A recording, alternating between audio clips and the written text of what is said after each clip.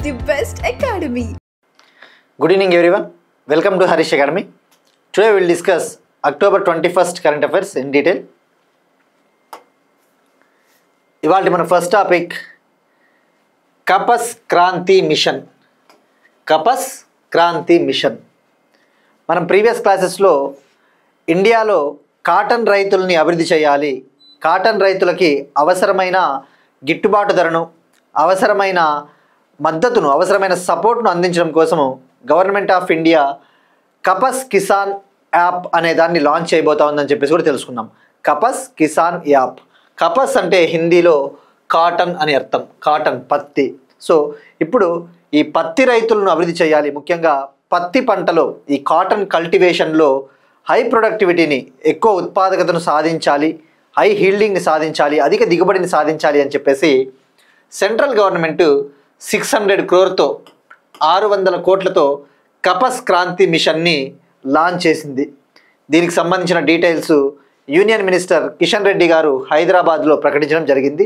అలానే అఫీషియల్గా కపస్ కిసాన్ యాప్ను కూడా గవర్నమెంట్ ఆఫ్ ఇండియా లాంచ్ చేయబోతా ఉంది అని చెప్పేసి ప్రకటించారు. సో ఫస్ట్ ఈ కాంటెక్స్ట్ మనం తెలుసుకోవాల్సింది, ఈ కాటన్ రైతులకు సంబంధించి ఈ కపస్ క్రాంతి మిషన్ వల్ల ఎటువంటి లాభాలు ఉండబోతా ఉన్నాయి. మీరు చూస్తే మనం ప్రీవియస్ క్లాస్లో డిస్కస్ చేసుకున్నట్టు ఇటీవల ఎన్సీఆర్బి విడుదల చేసిన రిపోర్ట్ ప్రకారం, national crime records bureau report ప్రకారము 2023లో నమోదైన ఫార్మర్ సూసైడ్లో 2023లో రికార్డ్ అయిన రైతుల ఆత్మహత్యల విషయంలో టాప్ వచ్చేసి మహారాష్ట్ర ఉంది. మహారాష్ట్ర ఫస్ట్ ప్లేస్ రైతుల ఆత్మహత్యలలో. అది కూడా ఆ మహారాష్ట్రలో అత్యధికంగా రైతులు సూసైడ్స్ చేసుకున్నారు కదా, అది కూడా ఏ ప్రాంతంలోని రైతులు అంటే ముఖ్యంగా మహారాష్ట్రలోని కాటన్ బెల్ట్, కాటన్ ఎక్కువగా పండించే ఆ ప్రాంతాలలో ఉన్న రైతులు ఎక్కువగా మరణించారు సూసైడ్స్ చేసుకుని. దీన్ని బట్టి అర్థం చేసుకోవచ్చు ఇండియాలో కాటన్ ఫార్మర్స్ ముఖ్యంగా చాలా ఇష్యూస్ ఫేస్ చేస్తూ ఉన్నారని చెప్పేసి. ఉదాహరణకు కాటన్ రైతులు పండించిన పంట ఏదైతే ఉంటుందో ఆ పండించిన పంటకు సరైన గిట్టుబాటు ధర ఉండదు.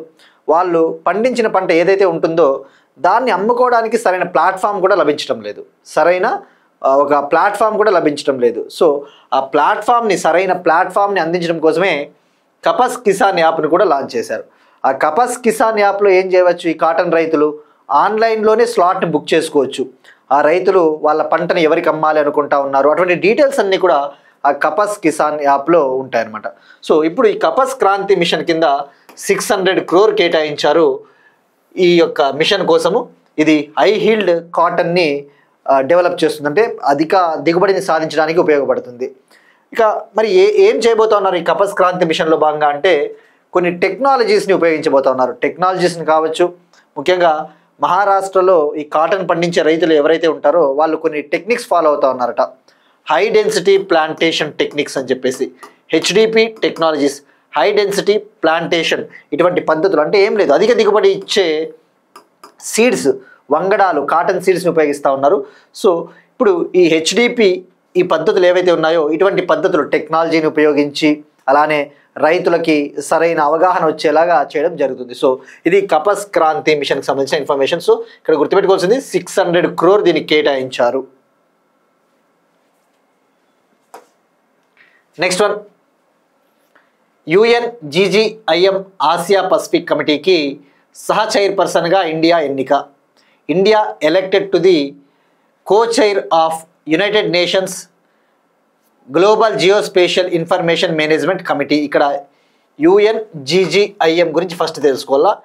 ఈ కమిటీకి సంబంధించిన ఒక రీజనల్ కమిటీ, UNGGIMకి సంబంధించిన ఒక రీజనల్ కమిటీ, ప్రాంతీయ కమిటీ అయిన ఆసియా పసిఫిక్ కమిటీకి ఇండియా కో-చైర్గా ఎలక్ట్ అయింది 2025 నుంచి 2028 పీరియడ్కి గాను, 2025 నుంచి 2028 కాలానికి గాను ఇండియా కో-చైర్ అంటే సహ చైర్పర్సన్గా ఎన్నికైంది. సో ఇక్కడ తెలుసుకోవాల్సింది first UNGGIM, United nations committee of experts on global geospatial information management. United nations committee of experts on global geospatial information management అంటే ఇక్కడ చూస్తే ఈ టర్మ్ జియోస్పేషియల్ ఇన్ఫర్మేషన్ మేనేజ్మెంట్ అన్నాడు, జియోస్పేషియల్ టెక్నాలజీ. జియోస్పేషియల్ టెక్నాలజీ ఏంటి? మనము use చేస్తూ ఉన్న satellite technology కావచ్చు, మనం ప్రస్తుతం యూజ్ చేస్తూ ఉన్న Google maps, GPS, global positioning system, navigation వ్యవస్థ, ఇటువంటి జియోస్పేషియల్ టెక్నాలజీ వల్ల మనం సోషల్గా అభివృద్ధి చెందుతూ ఉన్నాం. సామాజికంగా మన జీవనాలు ఇంప్రూవ్ అవుతూ ఉన్నాయి. ఎకనామిక్ బెనిఫిట్స్ ఉన్నాయి. ముఖ్యంగా మనం చూస్తే ఈ శాటిలైట్ టెక్నాలజీని ఉపయోగించి ట్రాఫిక్ని మేనేజ్ చేయవచ్చు, ట్రాఫిక్ రద్దీని తగ్గించవచ్చు, న్యాచురల్ రిసోర్సెస్ని మ్యాపింగ్ చేయవచ్చు, సహజ వనరుల్ని మ్యాప్ చేయవచ్చు, ఎన్ని ఉన్నాయని చెప్పేసి. సో ముఖ్యంగా డిజాస్టర్ మేనేజ్మెంట్ టైంలో, విపత్తుల సమయంలో అవసరమైన రియల్ టైం అలర్ట్స్, అవసరమైన హెచ్చరికలు, వార్నింగ్లు అందించడానికి వీటన్నిటికీ కూడా ఈ జియోస్పేషియల్ టెక్నాలజీనే మనకు ఉపయోగపడుతుంది. ఉదాహరణకు ఇటీవల డిపార్ట్మెంట్ ఆఫ్ పోస్ట్స్ లాంచ్ చేసిన డిజిపిన్, ఆ డిజిపిన్ ఏదైతే ఉందో డిజిటల్ పోస్టల్ ఇండెక్స్ నంబర్, అది కూడా జియోస్పేషియల్ ఇన్ఫర్మేషన్ టెక్నాలజీ ఆధారంగానే పనిచేస్తుంది. మరి అలాంటప్పుడు ఇన్ని బెనిఫిట్స్ ఉన్నప్పుడు జియోస్పేషియల్ టెక్నాలజీ వల్ల ఈ జియోస్పేషియల్ టెక్నాలజీని డెవలప్ చేయడం కోసము సపరేట్గా యునైటెడ్ నేషన్స్కి చెందిన ఒక కమిటీ ఉంటుంది. United nations committee of experts on global geospatial information management. ఇప్పుడు ఈ కమిటీకి, అంటే ఇందులో రీజనల్ కమిటీస్ కూడా ఉంటాయి, ప్రాంతీయ కమిటీలు, అంటే ఒక్కొక్క ప్రాంతానికి ఒక్కొక్క కమిటీ. అటువంటివి 5 రీజనల్ కమిటీస్ ఉన్నాయట, 5 రీజనల్ కమిటీస్. అందులో ఒకటి ఆసియా పసిఫిక్ రీజనల్ కమిటీ. దీనికి ఇండియా ఎన్నికయ్యింది కో చైర్గా 2025 నుంచి 2028 కాలానికి గాను. మరి ఈ ఆసియా పసిఫిక్ రీజనల్ కమిటీలో ఎన్ని కంట్రీస్ ఉంటాయంటే, ఆసియా పసిఫిక్ ప్రాంతం నుంచి 56 కంట్రీస్, ఆసియా పసిఫిక్ ప్రాంతం నుంచి 56 కంట్రీసు ఇందులో సభ్యులుగా ఉంటాయి, మెంబర్స్గా ఉంటాయి. సో ఇక్కడ గుర్తుపెట్టుకోవాల్సింది, మనకి టైం పీరియడ్ గుర్తుపెట్టుకోండి, 2025 to 2028 కో చైర్, సహ చైర్ పర్సన్గా సెలెక్ట్ అయింది.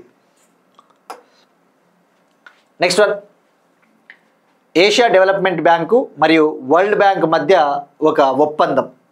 Asian development bank, world bank మధ్య ఒక అగ్రిమెంట్, అది exposure exchange agreement, sovereign exposure exchange deal కుదిరింది Asia development bank, world bank మధ్య. ఈ డీల్ వర్త్ వచ్చేసి $3 బిలియన్. అభివృద్ధి చెందుతున్న దేశాలకు రుణాలను పెంచడానికి ఏడీబీ మరియు వరల్డ్ బ్యాంక్ మధ్య $3 బిలియన్ విలువైన ఎక్స్పోజర్ ఎక్స్చేంజ్ డీల్ కుదిరింది. మనకి ఇక్కడ ఫస్ట్ అర్థం చేసుకోవాల్సింది ఎగ్జామ్ పాయింట్ ఆఫ్ వ్యూలో, ఇవి రెండు కూడా మల్టీలేటరల్ డెవలప్మెంటల్ ఇన్స్టిట్యూషన్స్. అంటే ఇవి బ్యాంకులు, ముఖ్యంగా వీటి ముఖ్యమైన బాధ్యత, రెస్పాన్సిబిలిటీ ఏంటంటే డెవలప్మెంటల్ రోల్స్. డిఫరెంట్ కంట్రీస్లో అభివృద్ధి పనులకు గాను ఇవి గ్రాంట్స్ రూపంలోను, లోన్స్ రూపంలోను డబ్బులు ఇస్తూ ఉంటాయి. అయితే ఇప్పుడు ఇక్కడ తెలుసుకోవాల్సింది first sovereign exposure exchange deal గురించి మనకి లేమ్యాన్ టర్మ్స్లో సింపుల్గా అర్థమయ్యే విధంగా మనకి ఐడియా ఉండాలా, కొద్దిగా తెలుసుకోవాలి. ఉదాహరణకు ఇది ఎక్స్పోజర్ ఎక్స్చేంజ్ డీల్ అంటే పేర్లోనే ఉంది, ఎక్స్చేంజ్కి సంబంధించి, అంటే మార్పిడికి సంబంధించిన ఒక డీల్. సింపుల్గా చెప్పాలి అంటే ఇది ఒక రిస్క్ మేనేజ్మెంట్ టూల్ అని చెప్పవచ్చు. జనరల్గా బ్యాంకులు కొన్ని రిస్క్స్ని ఫేస్ చేస్తూ ఉంటాయి. ఫర్ ఎగ్జాంపుల్ సింపుల్గా చెప్పాలి అంటే 2 కంపెనీలు ఉన్నాయనుకుందాం. అమెరికాకు చెందిన ఒక కంపెనీ ఏ, యూరప్ ప్రాంతానికి చెందిన ఒక కంపెనీ బి, యూరోపియన్ యూనియన్ ప్రాంతానికి చెందిన ఒక కంపెనీ బి ఉంది. యూరోపియన్ యూనియన్ దేశాల కరెన్సీలు, యూరోపియన్ యూనియన్ ఫాలో అయ్యే కరెన్సీ వచ్చేసి యూరో ఇలా ఉంటుంది. అమెరికా వచ్చేసి డాలర్ కదా. మరి ఇప్పుడు ఫర్ ఎగ్జాంపుల్ అమెరికాకు చెందిన ఒక కంపెనీ యూరప్ ప్రాంతానికి చెందిన ఒక సప్లయర్కి డబ్బులు ఇవ్వాల్సి ఉంటుంది. ఉదాహరణకు అమెరికాకు చెందిన ఒక కంపెనీ యూరప్ ప్రాంతానికి చెందిన ఒక సప్లయర్ ఎవరైతే ఉంటారో ఆ సప్లయర్కి ఉదాహరణకు ఒక 6 నెలలకు గాను €5 మిలియన్ చెల్లించాల్సి ఉంది అనుకుందాం. అమెరికాకు చెందిన ఒక కంపెనీ యూరప్కు చెందిన ఒక సప్లయర్కి 6 నెలల్లోపు €5 మిలియన్ చెల్లించాల్సి ఉంటుంది తనకి ఇవ్వాల్సిన పేమెంట్.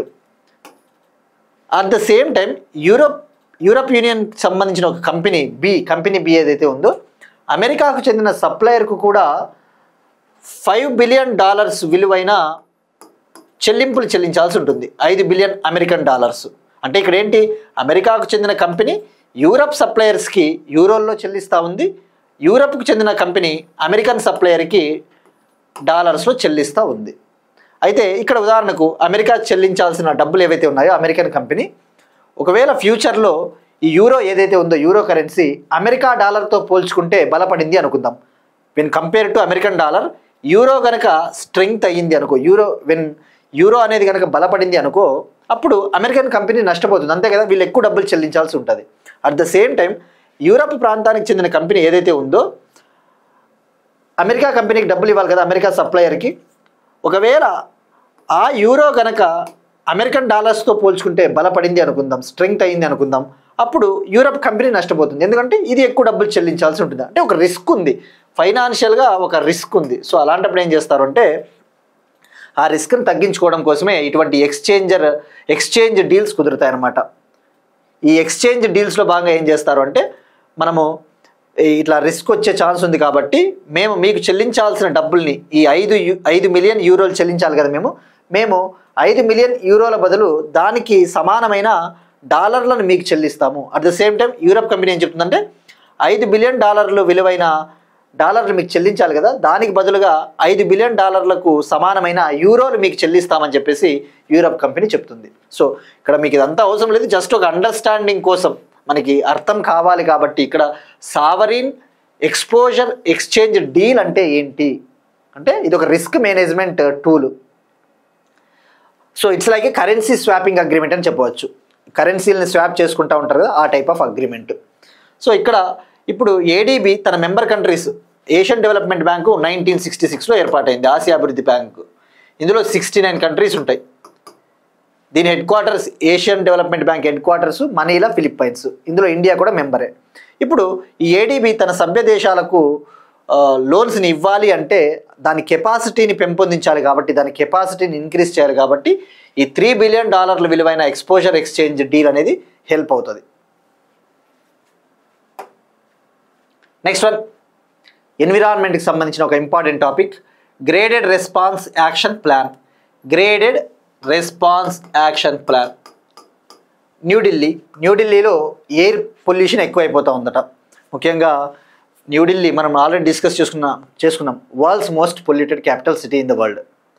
ప్రపంచంలోనే అత్యంత కాలుష్య రాజధాని ఏది అంటే ఢిల్లీ. ఇప్పుడు ఢిల్లీలో ఎయిర్ క్వాలిటీ అనేది చాలా వర్స్ట్ అయిపోయింది, వెరీ పూర్ కేటగిరీలోకి వెళ్ళిపోయింది అని చెప్పేసి ఎయిర్ క్వాలిటీ ఇండెక్స్ అని ఒకటి ఉంది ఇండియాలో. 2014లో central pollution control board launch చేసింది. 2014లో central pollution control board air quality ఇండెక్స్ని లాంచ్ చేసింది. దీని ముఖ్య ఉద్దేశం ఏంటంటే ఇండియాలో సిటీస్ ఏవైతే ఉన్నాయో ఈ సిటీస్లలో ఈ గాలి నాణ్యతను, ఎయిర్ క్వాలిటీని టెస్ట్ చేయడం కోసము ఈ ఎయిర్ క్వాలిటీ ఇండెక్స్ అనేదాన్ని డెవలప్ చేశారు. ఇప్పుడు ఎయిర్ క్వాలిటీ ఇండెక్స్ ప్రకారము న్యూఢిల్లీలో ఎయిర్ అనేది వెరీ పూర్ కేటగిరీ, అంటే చాలా కాలుష్యం అయిపోయింది. ఈ ఎయిర్ క్వాలిటీ ఇండెక్స్లో స్కోరు 300 దాటిపోయింది, 300 దాటిపోయింది స్కోర్ అని చెప్పేసి చెప్తా ఉంది. సో ఇప్పుడు న్యూఢిల్లీ మరియు ఎన్సీఆర్, ఈ న్యూఢిల్లీ మరియు నేషనల్ క్యాపిటల్ రీజియన్ ఆ ప్రాంతంలో ఈ గ్రేడెడ్ రెస్పాన్స్ యాక్షన్ ప్లాన్కు సంబంధించిన స్టేజ్ 2ని అమలు చేయాలి. ఈ గ్రేడెడ్ రెస్పాన్స్ యాక్షన్ ప్లాన్కు చెందిన స్టేజ్ 2ని అమలు చేయాలి అని చెప్పేసి commission for air quality management నిర్ణయం తీసుకునింది. ఇక్కడ స్టేజ్ 2 అంటే ఏం లేదు, ఈ గ్రేడెడ్ రెస్పాన్స్ యాక్షన్ ప్లాన్లో ఈ స్టేజ్ 2లో భాగంగా ఏం చేస్తారు అంటే ఈ రోడ్లపైన ఎక్కడైతే పొల్యూషన్ ఎక్కువగా ఉంటుందో ఆ రోడ్లపైన వాటర్ చల్లడము, స్ప్రింక్లింగ్ చేయడము, లేదంటే ముఖ్యంగా ట్రాఫిక్ రద్దీని తగ్గించే చర్యలు తీసుకుంటారనమాట. పరిమితులు విధిస్తారు, ఈ పనులు చేయకూడదు అని చెప్పేసి. సో ఇక్కడ మనకి ఫస్ట్ తెలుసుకోవాల్సింది, first of all graded response action plan చాలా ఇంపార్టెంట్, ఎన్విరాన్మెంట్లో వెళ్ళిపోతుంది.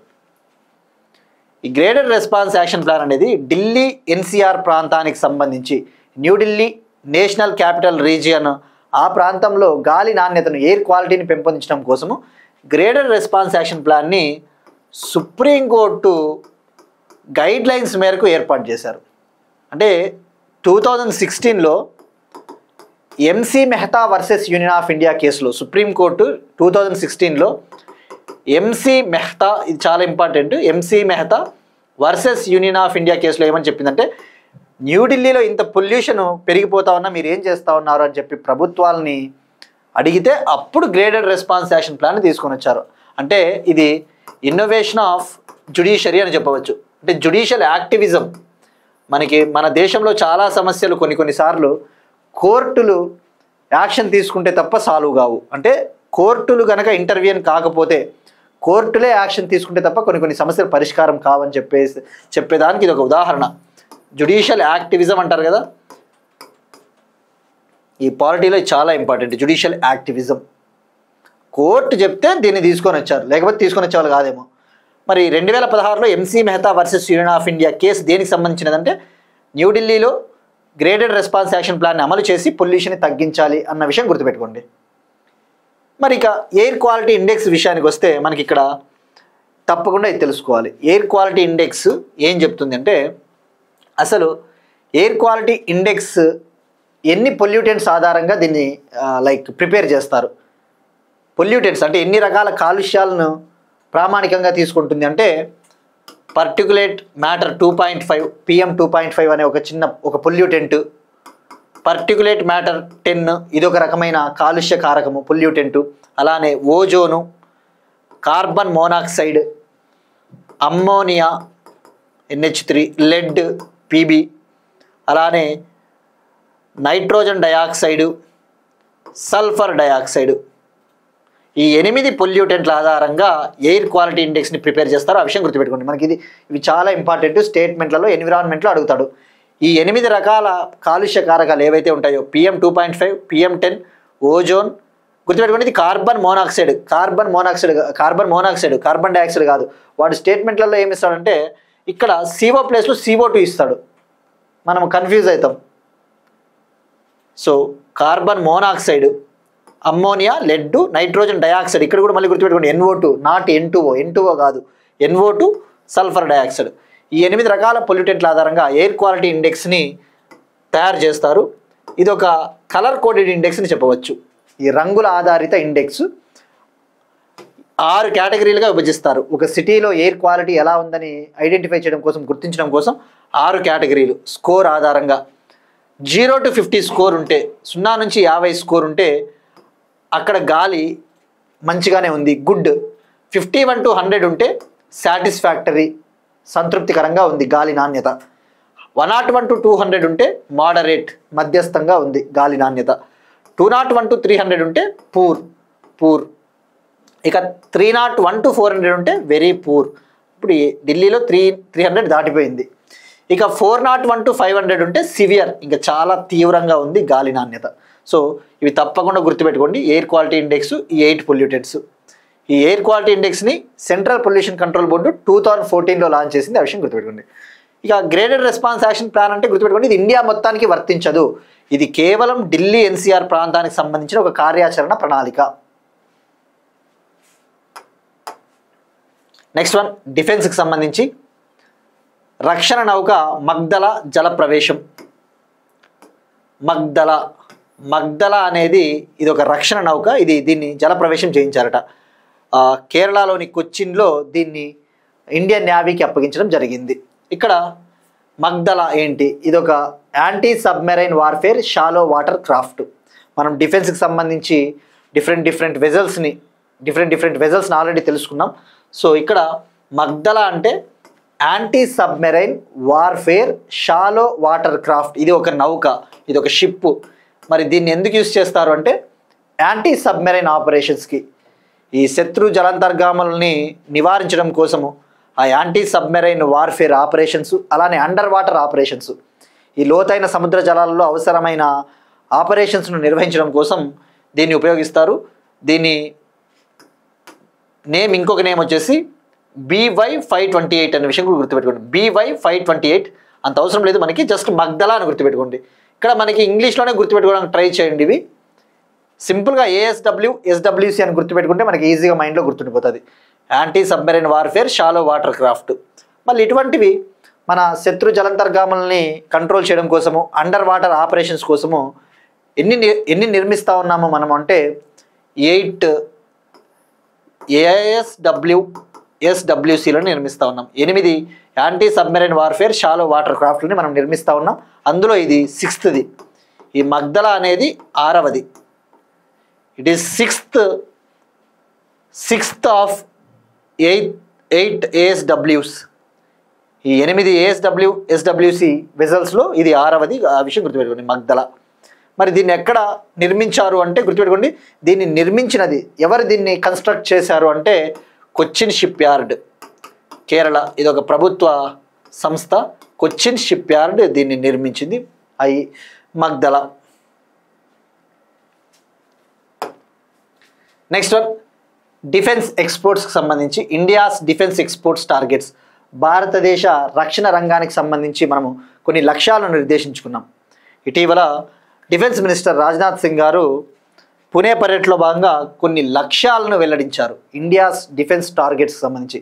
ముఖ్యంగా ఈ డిఫెన్స్ ప్రొడక్షన్ సెక్టార్లో ఈ స్వదేశీయంగా మనము రక్షణ రంగ ఉత్పత్తులకు సంబంధించి 2029 కల్లా కొన్ని టార్గెట్స్ పెట్టుకున్నాం. అలానే 2029 కల్లా మన రక్షణ రంగ ఎగుమతులు డిఫెన్స్ ఎక్స్పోర్ట్స్కి సంబంధించి కూడా కొన్ని టార్గెట్స్ పెట్టుకున్నాం. మనకి ఎగ్జామ్ పాయింట్ ఆఫ్ వ్యూలో గవర్నమెంట్ ఆఫ్ ఇండియా నిర్దేశించుకున్న లక్ష్యాలు కాబట్టి ఆ లక్ష్యాలు ఏవని గుర్తుపెట్టుకుంటే సరిపోతుంది.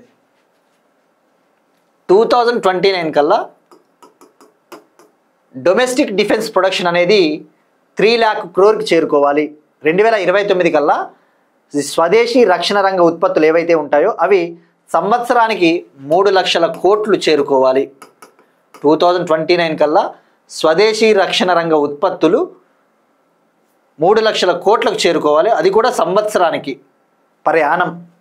సంవత్సరానికి 3 లక్షల కోట్ల స్వదేశీ రక్షణ రంగ ఉత్పత్తులను మనము 2029 కల్లా సాధించాలి అని చెప్పేసి టార్గెట్ పెట్టుకున్నాం. అలానే 2029 కల్లా ఈ డిఫెన్స్ ఎక్స్పోర్ట్స్ ఏవైతే ఉంటాయో మన స్వదేశీ రక్షణ రంగ ఎగుమతులు వాటిని 50,000 crore పెంచాలి. 50,000 కోట్ల డిఫెన్స్ ఎక్స్పోర్ట్స్ని మనం సాధించాలి 2029 కల్లా అని చెప్పేసి టార్గెట్స్ పెట్టుకున్నాం.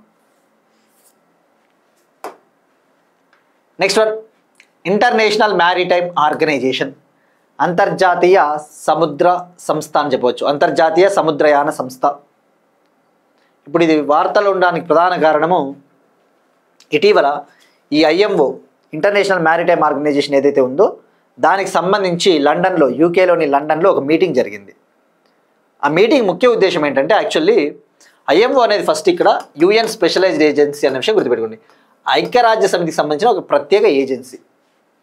దీని ముఖ్య ఉద్దేశం ఏంటంటే ఈ ప్రపంచవ్యాప్తంగా షిప్పింగ్ ఇండస్ట్రీ ఏదైతే ఉంటుందో ఈ నౌకారంగము, ఆ నౌకారంగం వల్ల ఎక్కువగా కార్బన్ ఎమిషన్స్ ఎక్కువగా విడుదలవుతూ ఉంటాయి కదా, గ్రీన్ హౌస్ గ్యాసెస్, కర్బన ఉద్గారాలు.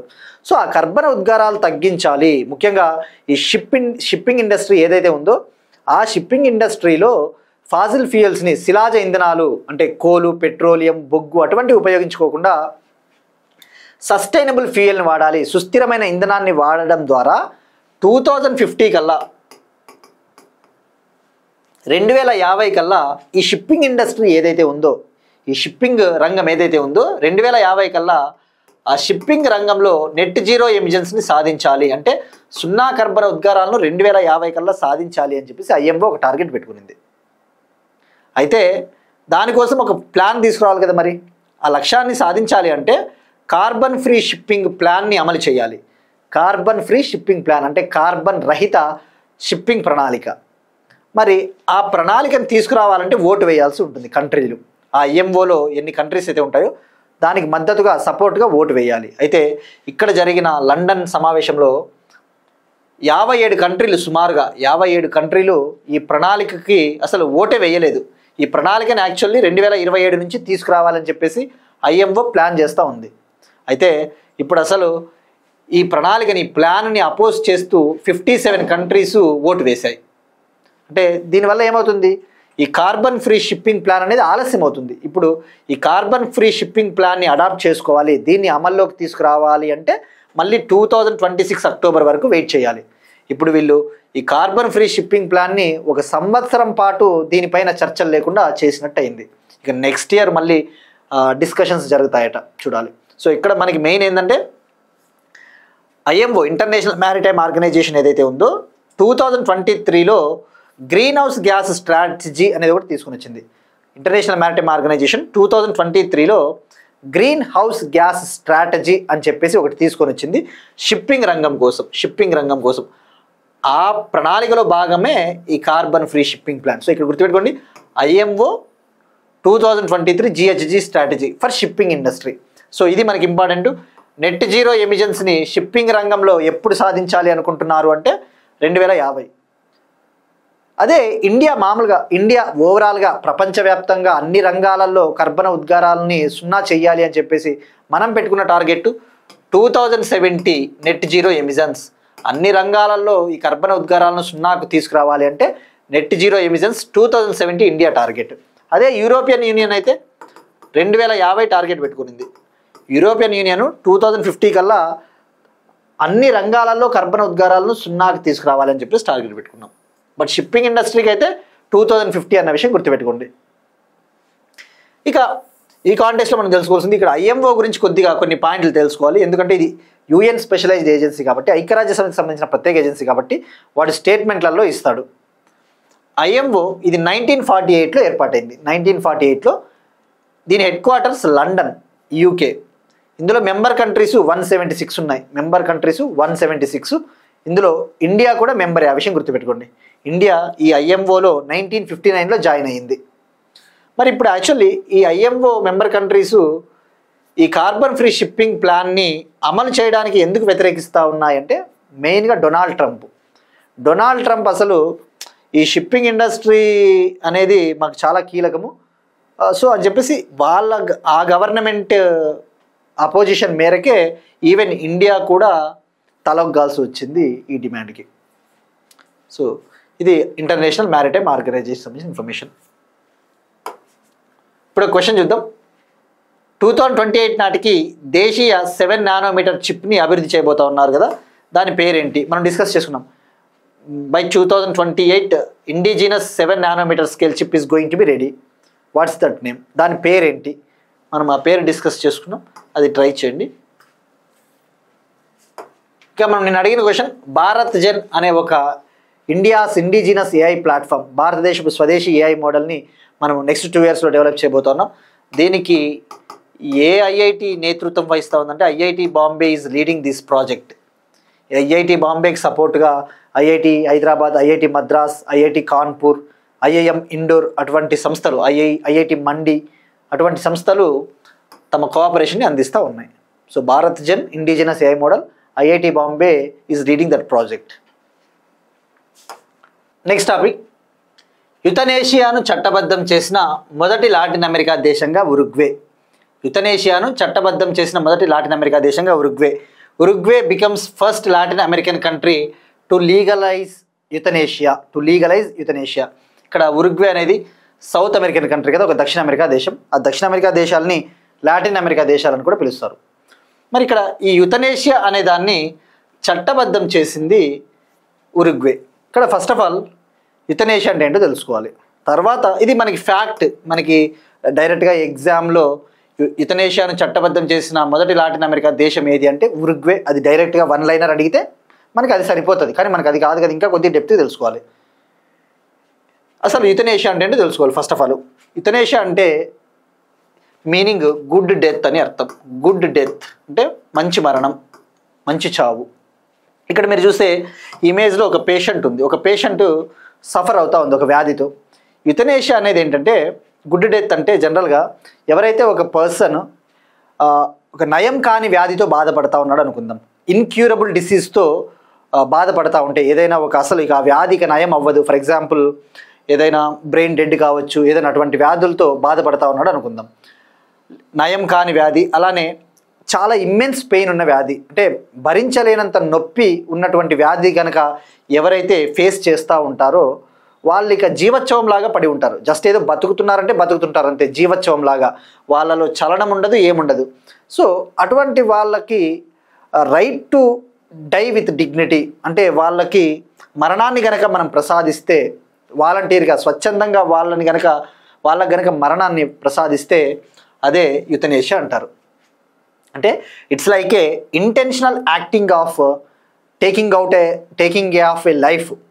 ఇంటెన్షనల్గా ఆ లైఫ్ని తీసేస్తూ ఉన్నాం, ఎందుకంటే వాళ్ళు భరించలేనంత నొప్పి, అసలు ఇక నయం కానటువంటి వ్యాధితో పోరాడుతూ ఉంటారు. ఉదాహరణకి మనము పేపర్లో చదివేటప్పుడు అరుణా షాన్బాగ్ కేసు గురించి వినే ఉంటాం. అరుణా షాన్బాగ్ 1973లో అరుణా షాన్బాగ్ అనే ఈమె ఒక ఇండియన్ నర్సు 1973లో ముంబై హాస్పిటల్లో ఈమె నర్సుగా పనిచేస్తూ ఉన్నప్పుడు ఆ హాస్పిటల్ వార్డ్ అటెండెంట్ ఎవరైతే ఉంటారో అతను అరుణా షాన్బాగ్ అనే ఈ నర్సుని రేప్ చేశాడు. ఆమె సుమారుగా 42 years బ్రెయిన్ డెడ్తో బాధపడింది, జీవోత్సవంలాగా హాస్పిటల్లో పడింది. అంటే 42 ఏళ్ల పాటు ఆమె బాడీలో ఎటువంటి కదలిక లేదు, జస్ట్ బెడ్ పైన అలా ఉండింది. ఆమెకి అవసరమైన ఆహారాన్ని కూడా ముక్కు ద్వారా అందించేవాళ్ళట, ముక్కుకి నాజల్ పైప్ లైన్స్ ద్వారా. అంటే 42 years ఆమె నరకం చూసిందని చెప్పవచ్చు. మరి అలాంటప్పుడు వీళ్ళకి యుతనేసియా అనేది చాలా హెల్ప్ అవుతుంది. అయితే యుతనేసియాలో 2 types ఉంటాయి. యాక్టివ్, అసలు యుతనేసియాని ఏ విధంగా, ఈ right to die with dignity, దీన్ని మెర్సీ కిల్లింగ్ అని కూడా అంటారు. మెర్సీ కిల్లింగ్ అంటే కారుణ్య సంథింగ్, మెర్సీ కిల్లింగ్. ఇక్కడ 2 రకాలు ఉంటాయి యుతనేషియాలో. మనకి ఇదంతా ఈ మ్యాటర్ ఎందుకు వెళ్ళిపోతుందంటే రేపు పొద్దున ఇటువంటి మళ్ళీ అగైన్ వార్తల్లో ఉంటాయి కాబట్టి తెలుసుకోవాలి. యుతనేషియాలో 2 types ఉంటాయి. Active euthanasia, passive euthanasia. Active euthanasia, passive euthanasia. Active euthanasia అంటే ఎవరైతే అటువంటి వ్యాధితో, నయం కానీ తీవ్రమైన నొప్పితో ఉన్న వ్యాధితో పోరాడుతూ ఉంటారో, యాక్టివ్ యుతనేషియాలో భాగంగా ఏం చేస్తారు అంటే, అయితే దీనికి గవర్నమెంట్స్ ఆమోదం ఉండాలి. ఈ డాక్టర్లు ఏం చేస్తారు అంటే ఇంజెక్షన్స్, లీతల్ ఇంజెక్షన్స్, ఆ ఇంజెక్షన్లు ఇచ్చి వాళ్ళకి మరణాన్ని ప్రసాదిస్తారు. అది యాక్టివ్ యుతనేషియా. ప్యాసివ్ యుతనేషియాలో ఏంటంటే వాళ్ళకి ఇంజెక్షన్స్ ఇచ్చి వాళ్ళని ప్రాణం తీయరు, కానీ వాళ్ళకి ఏదైతే లైఫ్ సపోర్ట్ ఉంటుందో వాళ్ళకి అందిస్తూ ఉంటారు కదా చికిత్స, ఆ ఆక్సిజన్ సప్లైని ఆపేయడము, వాలంటీర్గా స్వచ్ఛందంగా ఆ మెడికల్ ట్రీట్మెంట్ని ఆపేస్తారు. అది ప్యాసివ్ యుతనేసియా అవుతుంది. ఇక్కడ యాక్టివ్ యుతనేసియాలో ఏంటంటే ఇంజెక్షన్స్ ఇచ్చి వాళ్ళ ప్రాణాన్ని తీస్తారు కాబట్టి ఇది యాక్టివ్ యుతనేసియా అవుతుంది. మరి ఇండియాలో యాక్టివ్ యుతనేసియా, ప్యాసివ్ యుతనేసియా విషయానికి వస్తే, ఇండియాలో అసలు యుతనేసియాకి ఇంకా లీగాలిటీ లేదు, చట్టబద్ధం కాదు ఇండియాలో. అయితే సుప్రీంకోర్టు కొన్ని కేసులలో అలౌ చేస్తుంది, అనుమతిస్తుంది. ప్రపంచంలో ఈ యుతనేషియాను లీగల్ చేసిన ఫస్ట్ కంట్రీ ఏదంటే నెదర్లాండ్స్. 2002లో దీన్ని లీగలైజ్ చేసింది చట్టబద్ధంగా తొలిసారిగా.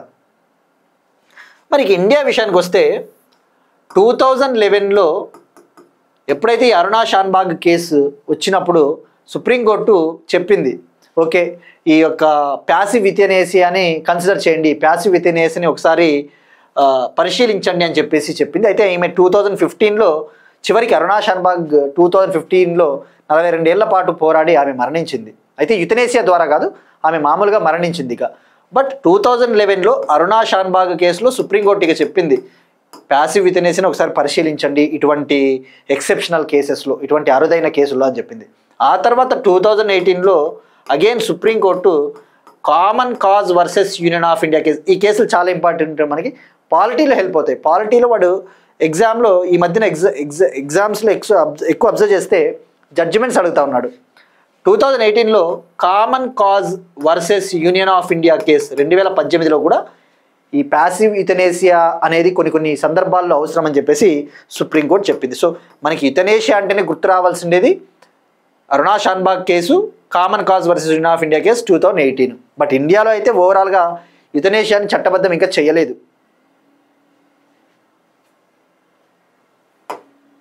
నెక్స్ట్ వన్, నౌరు దేశానికి ఆస్ట్రేలియా వలసదారుల ఒప్పందం. నౌరు దేశానికి ఆస్ట్రేలియా వలసదారుల ఒప్పందం. ఆస్ట్రేలియా కంట్రీ, ఆస్ట్రేలియాలో ఉన్న ఇమ్మిగ్రెంట్స్ ఎవరైతే ఉంటారో, అక్రమ వలసదారులు కావచ్చు, ముఖ్యంగా క్రిమినల్ కేసెస్లో ఇరుక్కున్న పర్సన్స్ ఎవరైతే ఉంటారో అటువంటి ఇల్లీగల్ ఇమ్మిగ్రెంట్స్ని, అటువంటి వలసదారులని నౌరు అనే కంట్రీకి పంపాలి అని చెప్పేసి ఒక డీల్ కుదుర్చుకునింది నౌరు కంట్రీతో. ఈ డీల్లో భాగంగా 30 years పాటు, 30 ఏళ్ల పాటు ఈ ఆస్ట్రేలియా అక్రమ వలసదారుల్ని ఆ నౌరు అనే ఒక చిన్న పసిఫిక్ ఐలాండ్ కంట్రీకి, చిన్న పసిఫిక్ ద్వీపదేశానికి పంపుతారు. ఆ నౌరు కంట్రీ ఏం చేస్తుంది, ఆ అక్రమ వలసదారుల్ని, ఆస్ట్రేలియాకి చెందిన అక్రమ వలసదారుల్ని నౌరు కంట్రీ యాక్సెప్ట్ చేస్తుంది. దానికి ఆస్ట్రేలియా డబ్బులు ఇస్తుంది నౌరు కంట్రీకి. అంటే it's like a refugee agreement అనమాట. వీళ్ళ యొక్క వల్నరబిలిటీని, వీళ్ళ యొక్క బలహీనతను ఈ కంట్రీస్ యూటిలైజ్ చేసుకుంటామని నేను చెప్పొచ్చు. ఇప్పుడు అయితే దీనిపైన హ్యూమన్ రైట్స్ ఆర్గనైజేషన్స్, మానవ హక్కుల సంస్థలు ఆందోళన వ్యక్తం చేశాయి. మీరు ఎలాగా మీ వలసదారుల్ని వాళ్ళకి పంపిస్తారు, ఆ కంట్రీకి ఇబ్బంది కదా అంటే దాన్ని సమర్థించుకునింది ఆస్ట్రేలియా గవర్నమెంట్. సో ఇక్కడ మనకు తెలుసుకోవాల్సింది, ఫస్ట్ ఆస్ట్రేలియాకి నౌరుకి మధ్య కుదిరిన ఒక ఇమ్మిగ్రెంట్ డీలు. ఇది 30 years డీలు, 30 ఏళ్ల పాటు. ఇది $1.6 billion deal, 1.6 billion American dollars deal. 30 ఏళ్ల పాటు ఇది అమల్లో ఉంటుంది. అదే ఆస్ట్రేలియన్ డాలర్స్ కరెన్సీలో చెప్పాలంటే 2.5 billion ఆస్ట్రేలియన్ డాలర్స్. ఇది 2.5 billion ఆస్ట్రేలియన్ డాలర్స్ ఒప్పందము. అమెరికన్ కరెన్సీలో అయితే $1.6 billion 30 years పాటు అమల్లో ఉంటుంది. ఆ విషయం గుర్తుపెట్టుకోండి. ఇక నౌరు విషయానికి వస్తే, నౌరు ఇక్కడ పసిఫిక్ ఐలాండ్. ఇది చూస్తే ఇది ఆస్ట్రేలియా, ఇక్కడ ఉంది నౌరు. క్యాపిటల్ యారెన్ అట, క్యాపిటల్ యారెన్. ఇక చిన్న చిన్న కంట్రీలు, తువాలు ఉంది, మనం నిన్న డిస్కస్ చేసుకున్నాం. IUCNలో 90వ సభ్య దేశంగా జాయిన్ అయిన దేశం Tuvalu, Fiji, Vanuatu, Solomon islands, Marshall islands, Kiribati, ఇవన్నీ కూడా పసిఫిక్ ఐలాండ్ నేషన్స్ అనే విషయం గుర్తుపెట్టుకోండి. మైక్రోనేసియా అనే ద్వీపము. Next one, persons in news. Supreme court ప్యానెల్లో తొలి ట్రాన్స్జెండర్ సభ్యురాలిగా అక్కాయ్ పద్మశాలి. సుప్రీంకోర్టు ప్యానెల్లో తొలి ట్రాన్స్జెండర్ సభ్యురాలిగా అక్కాయ్ పద్మశాలి. ఈమె అక్కాయ్ పద్మశాలి అనే ఈమె ఒక ట్రాన్స్జెండర్ హిజ్రా. అయితే ఈమె కర్ణాటక ప్రాంతానికి చెందినవారు. కర్ణాటక ప్రాంతానికి సుప్రీంకోర్టు ఇటీవల ఒక కమిటీని వేసింది. ముఖ్యంగా ట్రాన్స్జెండర్స్ రైట్స్ని కాపాడడం కోసం, ఈ ట్రాన్స్జెండర్ల హక్కులను సంరక్షించడం కోసం, to protect the rights of transgenders ఒక కమిటీని ఏర్పాటు చేసింది. ఆ కమిటీలో తొలిసారిగా ఒక ట్రాన్స్జెండర్ పర్సన్ని నియమించింది. For the first time one transgender person got appointed in the committee of supreme court. మరి ఆమె ఎవరు అంటే ట్రాన్స్జెండర్, ఆమె రైట్స్ కోసం పోరాడిన ఆమె, ట్రాన్స్జెండర్ల హక్కుల కోసం పోరాడిన ట్రాన్స్జెండర్. మరి ఇక్కడ మనకు తెలుసుకోవాల్సింది ఫస్ట్ ట్రాన్స్జెండర్స్. దీనికి సంబంధించి ఇంపార్టెంట్ జడ్జిమెంట్స్ ఏమైనా ఉన్నాయంటే, ఇండియాలో ట్రాన్స్జెండర్ అంటేనే మనకు గుర్తు రావాల్సినది ఇంపార్టెంట్ జడ్జిమెంట్ 2014లో NALSA case, NALSA versus union of India case. ఇది కూడా పాలిటీలో చాలా ఇంపార్టెంట్. 2014లో NALSA, national legal services authority versus union of India కేసులో సుప్రీంకోర్టు ట్రాన్స్జెండర్స్ని థర్డ్ జెండర్గా గుర్తిస్తూ తీర్పు ఇచ్చింది. Transgenders has the right to identify themselves. వాళ్ళని గుర్తించుకోవాలి. ఐదర్ మేలు కాదు, ఫీమేలు కాదు, కానీ వీళ్ళని ఒక థర్డ్ జెండర్గా గుర్తిస్తూ ఏ కేసులో సుప్రీంకోర్టు తీర్పు ఇచ్చిందంటే 2014 NALSA versus union of India కేసులో ట్రాన్స్జెండర్స్ని థర్డ్ జెండర్గా గుర్తిస్తూ నిర్ణయం తీసుకునింది. ఇక అలానే 2018లో ట్రాన్స్జెండర్స్ విషయానికి వస్తే సుప్రీంకోర్టు సెక్షన్ 377ని డీక్రిమినలైజ్ చేసింది. Section 377 of Indian penal code ఏం చెప్తుంది?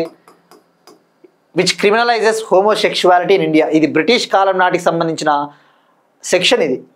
ఈ సెక్షన్ 377 ప్రకారము ఇండియాలో హోమోసెక్షువాలిటీ అనేది illegal, criminal in nature.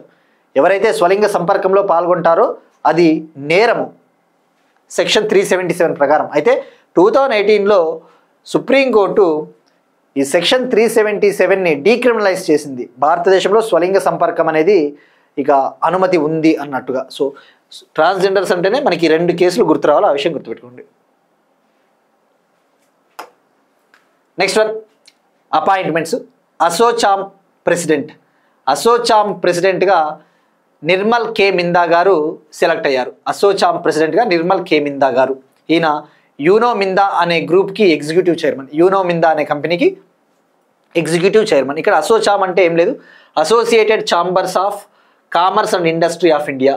Associated chambers of commerce and industry of India. ఇది ఇండియాలో ట్రేడ్ని డెవలప్ చేయాలి, డొమెస్టిక్ ట్రేడు, ఇంటర్నేషనల్ ట్రేడ్, ఈ వాణిజ్యాన్ని అభివృద్ధి చేయడం కోసం ఒక నాన్ గవర్నమెంటల్ ట్రేడ్ అసోసియేషన్, గవర్నమెంట్కి సంబంధం లేని ఒక non governmental organisation ASSOCHAM, associated chambers of commerce and industry of India. దీని హెడ్ క్వార్టర్స్ న్యూఢిల్లీ.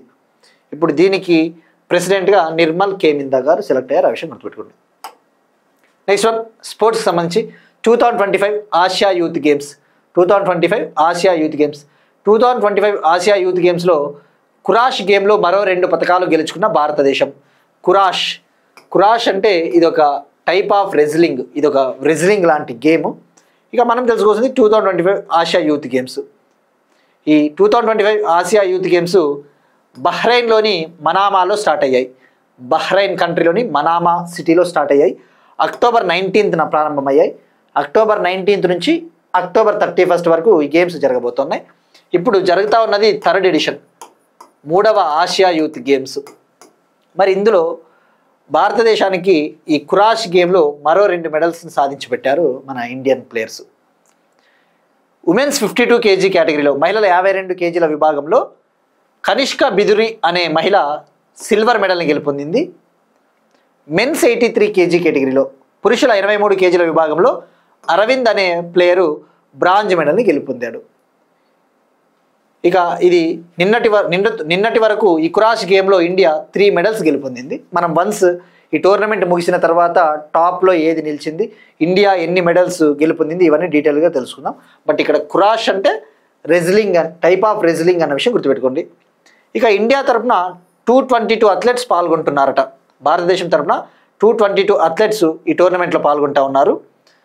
ఇక దీన్ని నిర్వహించేది Olympic council of Asia. Olympic council of Asia 2025 Asia youth గేమ్స్ని కండక్ట్ చేస్తూ ఉంది, నిర్వహిస్తూ ఉంది. ఇవి ఇవాళ కరెంట్ అఫైర్స్. మనం ఒకసారి క్విక్గా రీక్యాప్ చూద్దాం.